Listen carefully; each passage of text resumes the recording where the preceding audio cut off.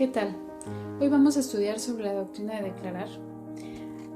La doctrina de declarar es una doctrina que actualmente o hace algún tiempo se filtró en la iglesia cristiana y su base es lo creo, lo confieso, lo recibo.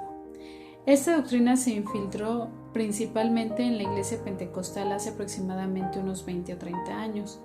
Básicamente consiste en no declarar cosas negativas para evitar que se hagan realidad en nuestras vidas. Y por el contrario, declarar cosas positivas para que Dios respalde nuestra fe y se vea forzado a hacerlas realidad. Pues vemos que no tienen ningún fundamento. Argumentan que las promesas de Dios no se tienen que pedir, sino que se tienen que reclamar. Vemos que cuando analizamos, vemos que la doctrina de declarar proviene de la metafísica.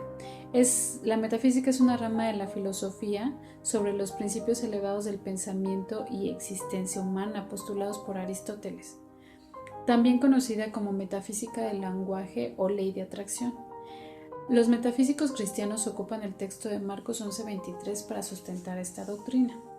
Una de las reglas de la hermenéutica es que se debe de analizar el contexto de una cita, es decir, los versículos anteriores y los versículos posteriores a la cita, para que se entienda bien de lo que se está hablando.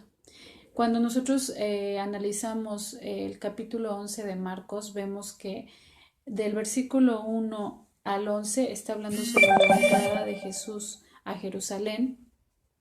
Del versículo 12 al 14 habla sobre la maldición de la higuera. No lo voy a leer ahorita por falta de tiempo, pero sí les invito a que ustedes lo analicen. Del versículo 15 al 19 habla sobre la purificación del templo.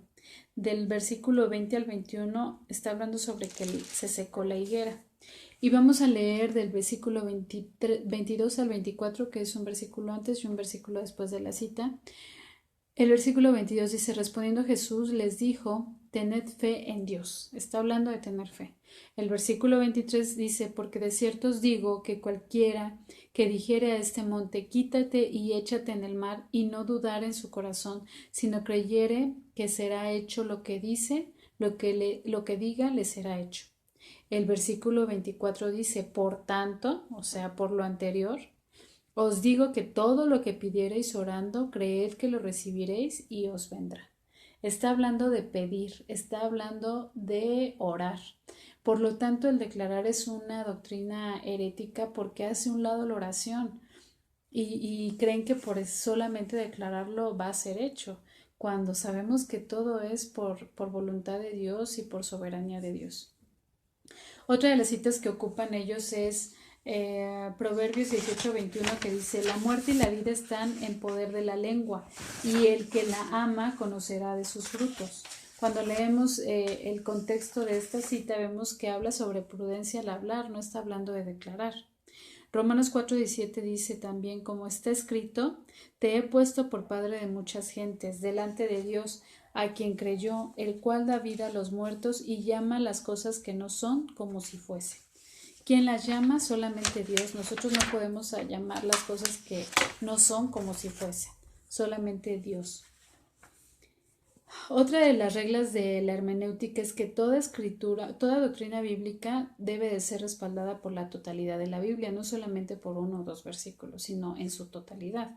Y Santiago 4:13 dice: vamos ahora, los que decís hoy y mañana iremos a tal ciudad y estaremos allá un año y traficaremos y ganaremos, cuando no sabéis lo que será mañana, porque ¿qué es vuestra vida?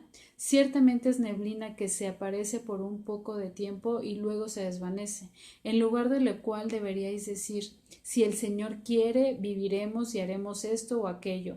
Pero ahora os jactáis en vuestras soberbias. Toda jactancia semejante es mala. ¿Ven? Dice, deberíais decir si el Señor quiere, no dice declara que vas a hacer esto o el otro, ¿verdad? En 2 de Corintios